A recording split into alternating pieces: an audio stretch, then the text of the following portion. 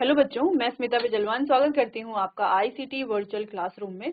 आशा करती हूँ आप सभी स्वस्थ होंगे और अच्छे से अपनी पढ़ाई कर रहे होंगे।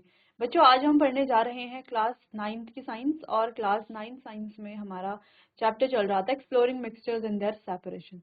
तो मिक्सचर्स और उनके सेपरेशन के बारे में हम बात कर रहे थे। कई सारी सेपरेशन टेक्निक्स हमने कंप्लीट कर ली थी अपने लास्ट लेक्चर में। तो चलिए एक बार चैप्टर को रिवाइज करके आगे चैप्टर को कंटिन्यू करते हैं। चलिए, तो यहाँ पर कई सारी चीजें हमने अपने लास्ट लेक्चर में कंप्लीट कर ली थी। ठीक है, अब क्या क्या किया था, जैसे कि मिक्सचर का क्लासिफिकेशन हमने पढ़ा, होमोजेनस, हेट्रोजेनस। इसमें भी हमने देखा यूनिफॉर्म, यानी कि जहां पर पार्टिकल्स इवनली डिस्ट्रीब्यूटेड होते हैं वो हो गया यूनिफॉर्म, और जहां पर पार्टिकल्स इवनली डिस्ट्रीब्यूटेड नहीं होते वो हो गया नॉन यूनिफॉर्म। ठीक है, तो जो यूनिफॉर्म मिक्सचर है उसको होमोजेनस कहा जाता है, होमोजेनस मिक्सचर कहा जाता है बेसिकली, और जो नॉन यूनिफॉर्म है उन्हें कहा जाता है हेट्रोजीनस मिक्सचर।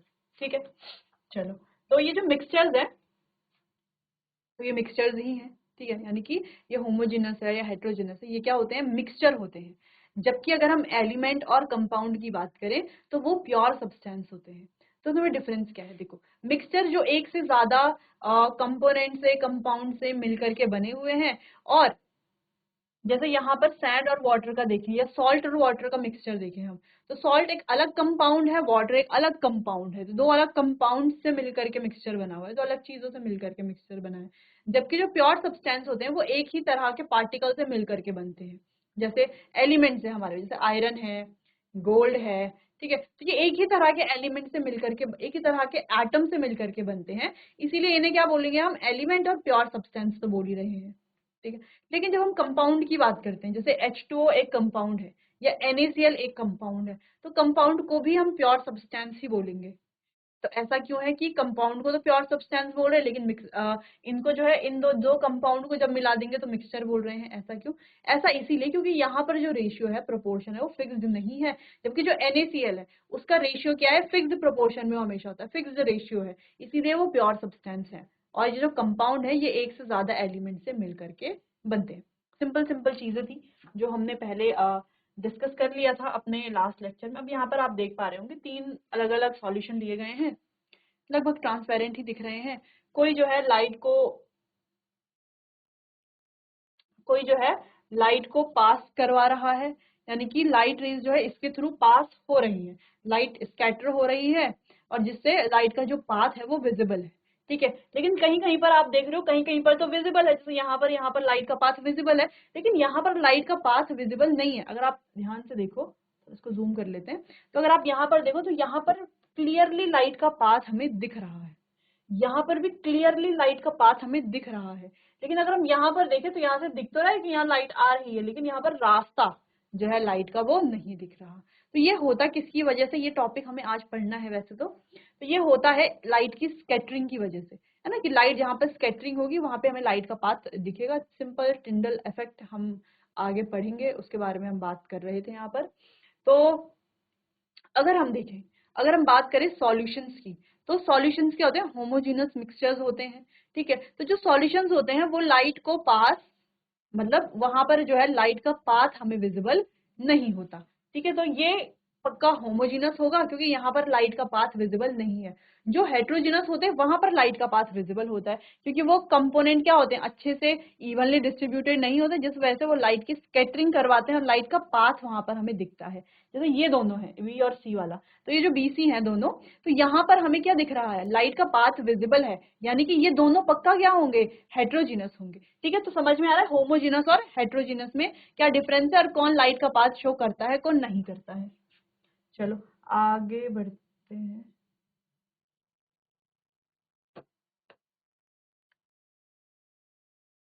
बाकी हमने सॉल्यूशन की बात की, सॉल्यूशन होमोजेनस मिक्सचर है, सॉल्यूट सॉल्वेंट से मिलकर के बनते हैं।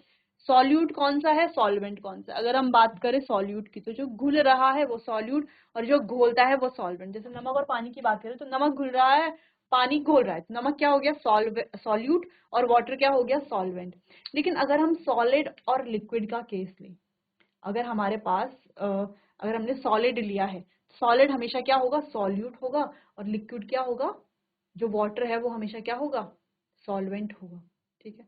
लेकिन अगर हम दो लिक्विड को ले लें, दो लिक्विड में जिसकी मात्रा ज्यादा होगी वो हमारा सॉल्यूट होगा, जिसकी मात्रा कम होगी वो हमारा सॉल्वेंट होगा, ठीक है। तो यहाँ पर हम मात्रा की बात तो करते हैं, लेकिन जैसे हमने देखा है कि चाशनी, चाशनी आपने देखी, आप गुलाब जामुन खाते हैं, रसगुल्ला खाते हैं, तो उसमें चाशनी होती है चीनी की बनी हुई होती है।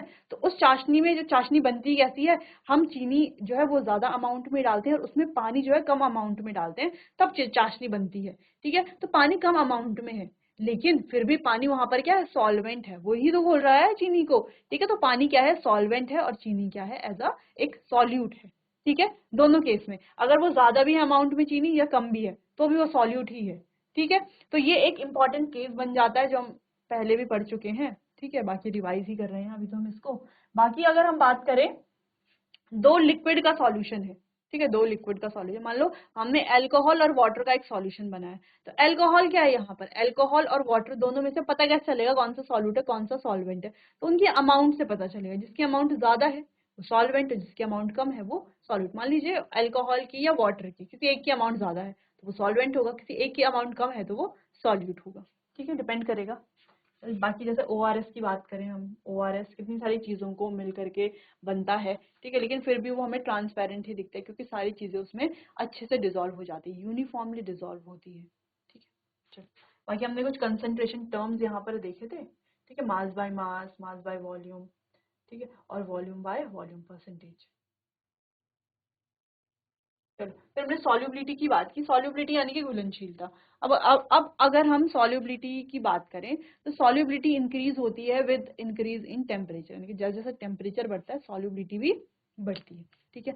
तो अगर हम सॉल्युबिलिटी की बात कर रहे हैं तो जितना अमाउंट ऑफ सॉल्यूट किसी गिवन अमाउंट ऑफ सॉल्वेंट में डिजोल्व होता है उसे उसका कंसंट्रेशन कहा जाता है, ये सॉल्युबिलिटी कहा जाता है, ठीक है। क्या कहा जाता है, सॉल्युबिलिटी कहा जाता है कि कितना मैक्सिमम अमाउंट ऑफ सॉल्यूट किसी गिवन अमाउंट ऑफ सॉल्वेंट में डिजोल्व हो सकता है, वही क्या है उसकी सॉल्युबिलिटी। सॉल्युबिलिटी को बढ़ा सकते हैं टेम्परेचर बढ़ा करके, ठीक है।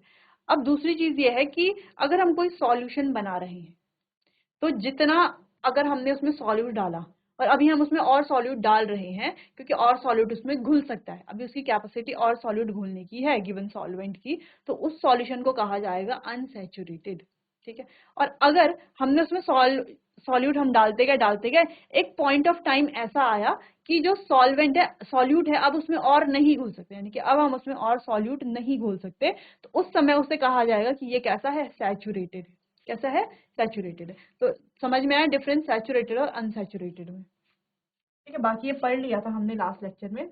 फिर हमने अलग अलग सेपरेशन टेक्निक्स की बात की। पहले हमने देखा क्रिस्टलाइजेशन, क्रिस्टलाइजेशन में हमने क्या किया, वही बात है, सिंपल सी बात लेते हैं। मान लो हमने किसी सॉल्यूशन को, कोई सॉल्यूशन हमने बनाया रूम टेम्परेचर पर, उस समय हमने टेम्परेचर देखा कि 20 डिग्री सेल्सियस टेम्परेचर था, उसमें हमने 5 ग्राम सॉल्यूट घोला और 5 ग्राम सॉल्यूट में वो सैचुरेटेड बन गया, ठीक है। 50 ml वाटर लिया, 5 ग्राम में वो सैचुरेटेड बन गया। अब हमने थोड़ा टेम्परेचर इंक्रीज किया, मान लो 20 से हमने कर लिया 50 डिग्री टेम्परेचर, ठीक है। तो जब हमने 50 डिग्री टेम्परेचर इंक्रीज किया, अब हम उसमें और सॉल्यूट डाल सकते हैं, है ना। अभी तक तो वो सैचुरेटेड था, लेकिन टेम्परेचर बढ़ते ही वापस से कैसा हो गया, अनसैचुरेटेड हो गया, क्योंकि अब इसमें और सॉल्यूट डल सकता है, ठीक है। अब हम और सॉल्यूट इसमें डालेंगे, ठीक है। फिर हम क्या करते हैं, और सॉल्यूट डालते हैं, फिर डालने के बाद एक पॉइंट ऑफ टाइम ऐसा आएगा कि वो सैचुरेटेड बन जाएगा, कि और सॉल्यूट उसमें नहीं घोला जाएगा।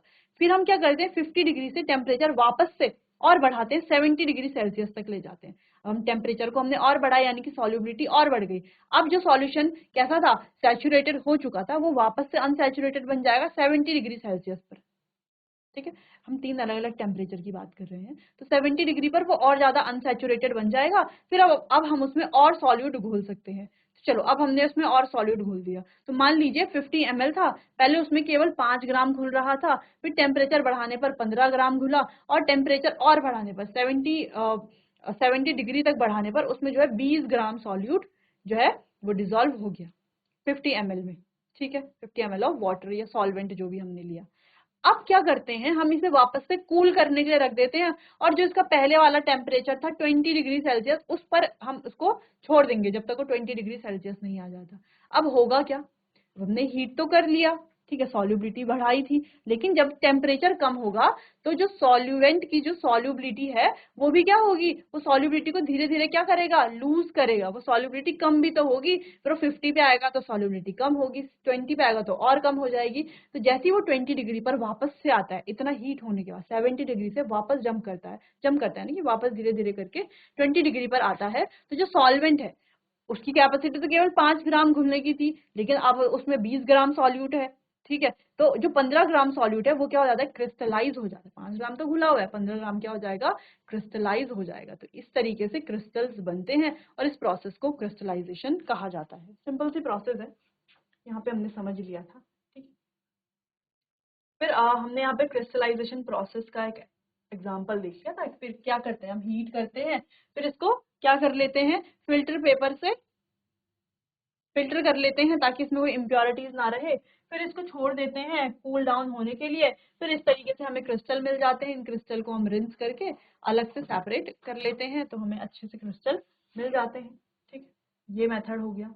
और भी कई मेथड हमने पढ़े थे, जैसे डिस्टिलेशन। डिस्टिलेशन, दो मिसिबल लिक्विड को हम क्या कर सकते हैं, सेपरेट कर सकते हैं। जैसे एसीटोन और वाटर है, तो एसीटोन का जो बॉइलिंग पॉइंट है वो कम होता है और वाटर का ज्यादा होता है। वाटर का तो हमको पता है 100 डिग्री सेल्सियस है, एसीटोन का काफी कम होता है। तो दो मिसिबल लिक्विड को अगर सेपरेट करना है तो उनके बीच कम से कम 25 डिग्री सेल्सियस का अंतर होना चाहिए। ठीक है, जो कि एसीटोन और वाटर में होता है 25 डिग्री से काफी ज्यादा अंतर इनके बॉइलिंग पॉइंट में होता है। तो हम क्या करेंगे, उसे इस तरीके का जो सेटअप है, ऐसे हम डिस्टिलेशन फ्लास्क में डालेंगे, हीट करेंगे, तो जो एसीटोन है उसका बॉइलिंग पॉइंट है कम, तो वो जल्दी बॉयल हो जाएगा, है ना, जल्दी बॉयल हो जाएगा, बॉइलिंग पॉइंट कम है इसीलिए। कंडेंसर के थ्रू जाएगा। कंडेंसर में दो पाइप्स लगे होते हैं, एक इनलेट होता है, एक आउटलेट होता है। तो एक से कोल्ड वाटर अंदर जाता है, दूसरे से बाहर आता है। कोल्ड नहीं, कोल्ड वाटर कंडेंसर से पूरा घूम करके वापस आता है। यानी कि कंडेंसर का जो माहौल है उसे क्या बना देता है, ये कूल कर देता है ना, कंडेंसर को कूल कर देता है, जिससे कि जो यहाँ से वेपर्स आएंगी एसीटोन की, वो कंडेंसर पर जब टकराएंगे तो कंडेंस हो जाएंगे, लिक्विफाई हो जाएंगे, लिक्विड में कन्वर्ट हो जाएंगे। इस प्रोसेस को कंडेंसेशन भी बोलते हैं। बाकी condensation, evaporation, sublimation, solidification, desublimation, fusion, melting, freezing, ये सारी प्रोसेस हमने पहले पढ़ी हुई है। ठीक है, चलो, तो यहाँ पर क्या होता है, ये कंडेंस होकर के यहाँ पर एसीटोन इकट्ठा हो जाता है। जब तक वाटर का बॉइलिंग पॉइंट आएगा तब तक सारा एसीटोन का बॉइलिंग पॉइंट तो चला जाएगा, क्योंकि एसीटोन तो बहुत जल्दी बॉयल हो जाता है। ठीक है, तो फिर एसीटोन अलग हो जाएगा और वाटर जो है वो सेपरेट हो जाएगा। तो दो मिसिबल लिक्विड को तो इस तरह से सेपरेट किया जा सकता है, लेकिन कंडीशन ये है कि उनके बीच में लगभग 25 डिग्री सेल्सियस का अंतर होना चाहिए। ठीक है, तो कुछ और मेथड भी है क्या, हाँ, एक फ्रैक्शनल डिस्टिलेशन होता है। होता सेटअप सब कुछ वहां पर डिस्टिलेशन की तरह ही है, लेकिन जहाँ पर थर्मोमीटर है यहाँ पर एक और कॉलम होता है जिसको हम फ्रैक्शनेटिंग कॉलम कहते हैं। वो कॉलम वहां पर आ जाता है। जैसे हमारे पास पेट्रोलियम है, तो पेट्रोलियम के बहुत सारे अलग अलग कंस्टिट्यूएंट्स हैं, घटक है।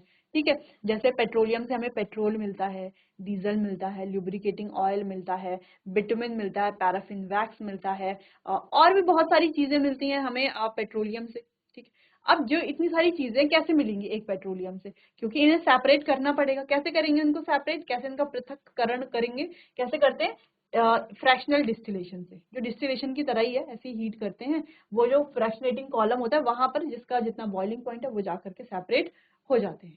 ठीक है, ऐसी जो हमारी एयर है, एयर में भी अलग अलग गैसेज हैं, है ना, एयर भी तो अलग अलग गैसेज का मिक्सचर है। तो एयर से भी जो अलग अलग गैसेज, जैसे कार्बन डाइऑक्साइड, नाइट्रोजन, ऑक्सीजन, इनको भी अलग किया जा सकता है ऐसे ही फ्रैक्शनल डिस्टिलेशन की मदद से। ठीक है, चलिए, तो ये भी बात हो गई। तो यही है ना, इस तरीके से होती है ये प्रोसेस। ये फ्रैक्शनेटिंग कॉलम है, तो देखो, bitumen, lubricating oil, diesel, kerosene, petrol, petroleum gas किस तरीके से सेपरेट होते हैं एक फ्रैक्शनेटिंग कॉलम में। फिर पेपर क्रोमेटोग्राफी की बात की हमने। यहाँ पे जैसे डाई है, उनपे जो अलग अलग कंपोनेंट्स है, कलर्स हैं, उन्हें हम सेपरेट कर सकते हैं। जैसे हमने यहाँ पे पेन का एक डॉट लगा दिया। ठीक है, कोई भी फिल्टर पेपर या ब्लॉटिंग पेपर ले लेंगे, ऐसे सिलेंड्रिकल ग्लास ले लेंगे, उस ऊपर इसको क्या कर लेंगे, टेप से या किसी चीज से स्टिक कर लेंगे इसको। पर इतना स्टिक करेंगे कि यहाँ पर जो इसका छोटा सा पार्ट है, इसका बॉटम पार्ट है, वो थोड़ा वाटर को टच होना चाहिए। फिर यहाँ पर हम डॉट लगा देंगे। हम पेन से डॉट लगा सकते हैं, इंक के कंपोनेंट सेपरेट हो जाएंगे, या हम कोई डाई यूज कर सकते हैं, या जो भी हम यूज करना चाहें। ठीक है, उसको यहाँ पे एक ड्रॉप डॉट लगा देंगे। फिर धीरे धीरे जैसे वाटर ऊपर की तरफ राइज करेगा, वाटर तो करेगा ही ऊपर की तरफ राइज, फिल्टर पेपर के थ्रू या ब्लॉटिंग पेपर, जो भी पेपर आपने लिया है, फिल्टर पेपर या ब्लॉटिंग पेपर में से, ठीक है। तो वो धीरे धीरे ऊपर की तरफ जाएगा, ठीक है। और वैसे ही धीरे धीरे अलग अलग उस पर क्या होते रहेंगे, वो सेपरेट होते रहेंगे कंपोनेंट। तो आप देखिए कुछ इंक के बहुत पास होंगे, कुछ काफी दूर तक भी होंगे। क्लियर है? चलो, इस तरीके से ये प्रोसेस है पेपर क्रोमेटोग्राफी की। फिर अदर मेथड भी है, जैसे दो इमिसिबल लिक्विड है, मिसिबल लिक्विड को तो डिस्टिलेशन से कर लेंगे। अगर इमिसिबल लिक्विड है तो इस तरीके से सेपरेटिंग फनल की मदद से सेपरेट कर लेंगे। ये इजी प्रोसेस है, इसको तो हम कर ही लेंगे आसानी से।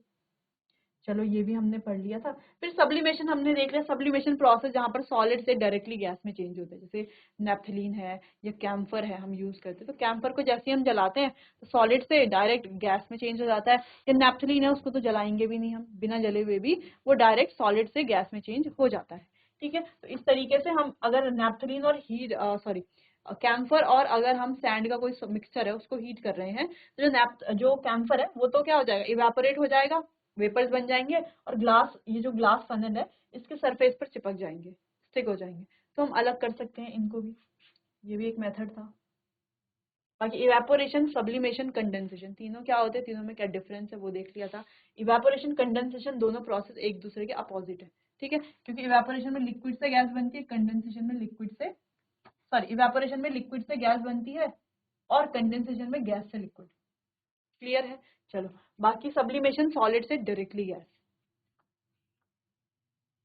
तो कभी कभी पूछा जाता है कि सब्लिमेशन और इवेपोरेशन का सेम प्रोसेस है, क्योंकि दोनों में गैसेस स्टेट में कन्वर्जन होता है, लेकिन दोनों दिखने में लग सकता है कि सेम है, लेकिन सेम नहीं है, क्योंकि यहाँ पर तो सॉलिड से गैस बन रहा है, लेकिन यहाँ पर लिक्विड से गैस बन रहा है, तो ये डिफरेंस है दोनों के बीच में, ठीक है। चलो, फिर हमने सस्पेंशन की बात की। सस्पेंशन हेट्रोजीनस मिक्सचर्स होते हैं, ठीक है। और यहाँ पर पार्टिकल्स जो है उनका साइज बड़ा होता है, इसीलिए आसानी से हम अपनी नग्न आंखों से, नेकेड आईज से यहाँ पर पार्टिकल्स को देख सकते हैं। ये क्या करते हैं, लाइट को स्कैटर करते हैं, जिस वजह से लाइट का पाथ यहाँ पर विजिबल होता है, ठीक है।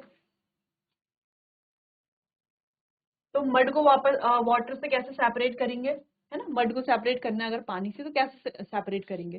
तो एक तो फिल्ट्रेशन प्रोसेस है, फिल्ट्रेशन कर लेंगे, लेकिन फिल्ट्रेशन में हमें जो है अच्छे से फिल्ट्रेट नहीं मिल पाता है, तो हम प्रोसेस करते हैं यहाँ पे सेंट्रीफ्यूगेशन, ठीक है। सेंट्रीफ्यूगेशन से जैसे प्रोसेस है जिससे हमें क्या मिलता है, जैसे बटर, जो क्रीम है, क्रीम से हम बटर और क्या कर सकते हैं अलग, जो बटर मिल्क होता है उसे भी अलग कर लेते हैं, ठीक है। तो वो भी कैसे, सेंट्रीफ्यूगेशन प्रोसेस के द्वारा ही हम करते हैं, ठीक। अच्छा चलिए, ये कंप्लीट हो गया था।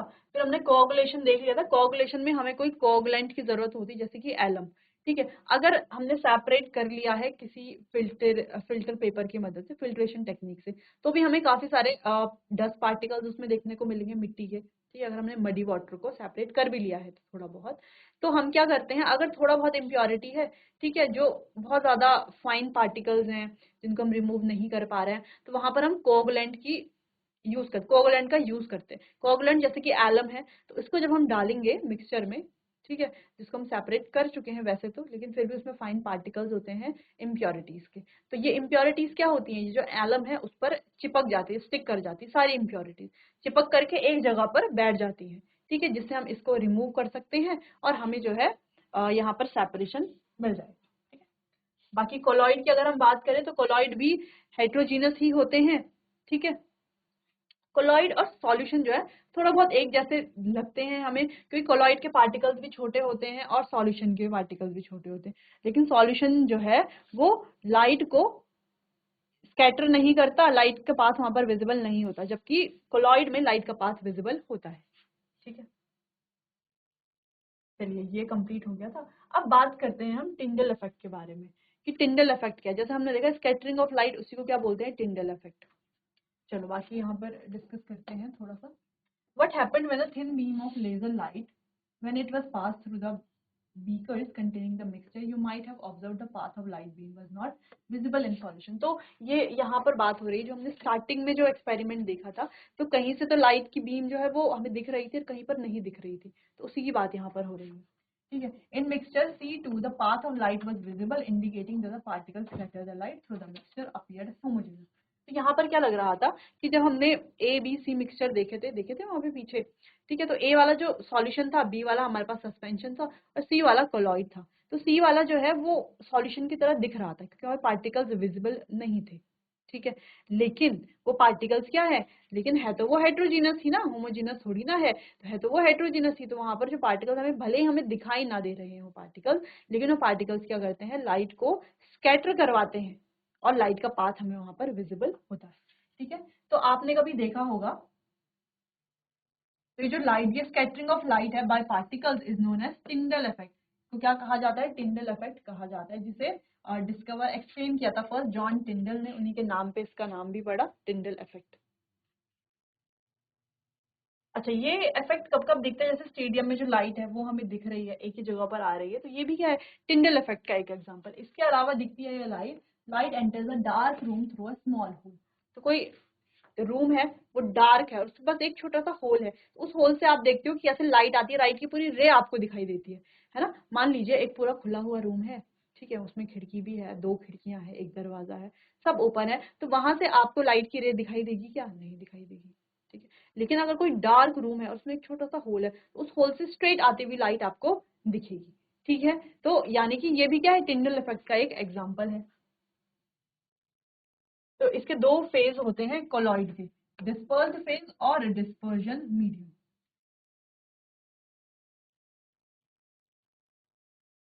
इतना आपको पहले एक बार देख लेना है कि ये कोलॉइड क्या होते हैं। बाकी ये scattering of light occurs when it passes through a colloid और सस्पेंशन। तो स्कैटरिंग तभी होगी जब ये किसी कोलॉइड या सस्पेंशन से पास होगा। अगर किसी ट्रांसपेरेंट सॉल्यूशन से पास होता है तो स्कैटरिंग ऑफ लाइट वहां पर नहीं होगी, ठीक है। तो इसके दो कंपोनेंट है, dispersed phase and dispersion medium. जैसे, अच्छा इसको हम उसकी तरह क्यों बोल रहे हैं कि सॉल्यूशन की तरह, जैसे सॉल्यूशन के भी दो कंपोनेंट होते हैं ना, सॉल्यूट और सॉल्वेंट, वैसे ही इसके भी हैं, डिस्पर्स्ड फेज और डिस्पर्जन मीडियम, ठीक है। चलिए इतना आप देख लीजिए, फिर आगे बढ़ते हैं। चलिए अब यहाँ पर नेचर की बात करते हैं। तो ये जो हमारे पास सॉल्यूशन है वो कैसा होता है, सॉल्यूशन होता है बच्चों होमोजीनस। सस्पेंशन कैसे होता है, हेट्रो। और कोलॉइड भी कैसा होता है, हेट्रोजीनस। कोलॉइड अपीयर होता है होमोजीनस की तरह, लगता है होमोजीनस है, लेकिन होता कैसा है, हेट्रोजीनस। पार्टिकल साइज की बात करें तो इसका पार्टिकल साइज क्या होता है, काफी ज्यादा छोटा होता है ना, दिखाई भी नहीं देता। इसका पार्टिकल साइज बड़ा होता है, इसका पार्टिकल साइज भी छोटा होता है, लेकिन इतना इनफ होता है कि हमें जो है यहाँ पर स्कैटरिंग ऑफ लाइट देखने को मिलती है। विजिबिलिटी, ये दिखाई देता है क्या, नहीं दिखाई देता, ये दिखाई देता है, ये भी नहीं दिखाई देता। फिल्ट्रेशन से सेपरेट कर सकते हैं क्या, नहीं कर सकते, इसको कर सकते हैं क्या, कर सकते हैं, कोलॉइड को भी नहीं कर सकते। तो मिल्क है, मिल्क भी तो कोलॉइड है एक, ठीक है। और सेटलिंग की बात करें तो ये सेटल डाउन नहीं होता, सस्पेंशन सेटल होते हैं और कोलॉइड भी सेटल नहीं होते, ठीक है। सेटल होने का मतलब है जैसे आप नमक और पानी का एक सॉल्यूशन बना दें, तो कुछ समय के बाद छोड़ दें उसको, फिर आप देखेंगे क्या नमक जो है नीचे डिपॉजिट हो जाएगा क्या, नहीं होता ना ऐसा। लेकिन अगर आप रेत और पानी का एक मिक्सचर बना दे तो आप कुछ समय के बाद देखोगे कि रेत जो है नीचे लेयर बना देती है, डिपॉजिट हो जाती है नीचे पर, ठीक है, बॉटम में ग्लास के या कंटेनर के या बीकर के बॉटम में इकट्ठी हो जाती है। यानी कि ये कैसे हैं, ये जो है सेटल डाउन हो जाते हैं, जबकि सॉल्यूशन और कोलाइड जो है वो सेटल डाउन नहीं होते हैं, ठीक है। टिंडल इफेक्ट की बात करें तो सॉल्यूशन शो नहीं करते हैं, जबकि सस्पेंशन और कोलाइड जो है टिंडल इफेक्ट को शो करते हैं, टिंडल इफेक्ट शो करते हैं, सिंपल, ठीक है। चलो आगे बढ़ते हैं। वी यूज वेरियस प्रॉपर्टीज, तो हमने अलग अलग प्रॉपर्टीज हम यूज करते हैं, जैसे size, density, solubility to separate mixtures को सेपरेट करने के लिए। तो ये जो सेपरेशन है ये हमेशा इतना सिंपल थोड़ी ना होता है, ठीक। Imagine trying to separate all the ingredients in a lemonade once they have been mixed, can you do it. तो ये सेपरेशन की प्रोसेस जो इतनी सिंपल हमें लग रही है, जो हमने इतनी सिंपली ये चैप्टर कंप्लीट कर लिया है, तो क्या इतनी इजी ये प्रोसेस है, जैसे हमने नींबू पानी बनाया, शिकंजी बनाई, उसमें चीनी भी है, लेमन जूस भी है, नमक भी है, पानी भी है, तो इन सभी कंपोनेंट को सेपरेट हम कर सकते हैं क्या, बहुत समय लग जाएगा, है ना, बहुत कॉम्प्लिकेटेड ये प्रोसेस है, ठीक है। Do you know that separation happens in nature and in और बॉडीज, क्या आप जानते हैं सेपरेशन जो है नेचर में भी होता रहता है और हमारी बॉडी में भी होता है, एक नेचुरली भी ये होता है, ठीक है। जैसे कि हमारी जो किडनीज है वो वेस्ट को रिमूव करती है हमारे ब्लड से। Today we face bigger challenges like cleaning oceans and rivers by removing plastic waste. जैसे हम प्लास्टिक वेस्ट रिमूव करते हैं तो वो भी तो एक सेपरेशन की प्रोसेस ही है, ठीक है। It also essential to treat sewage bodies before releasing it into the environment.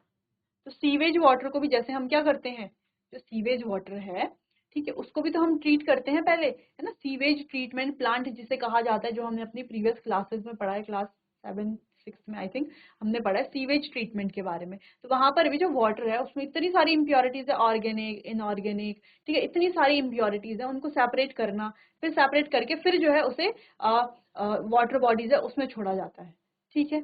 चलिए, तो ये भी क्या एक तरह का सेपरेशन ही तो है।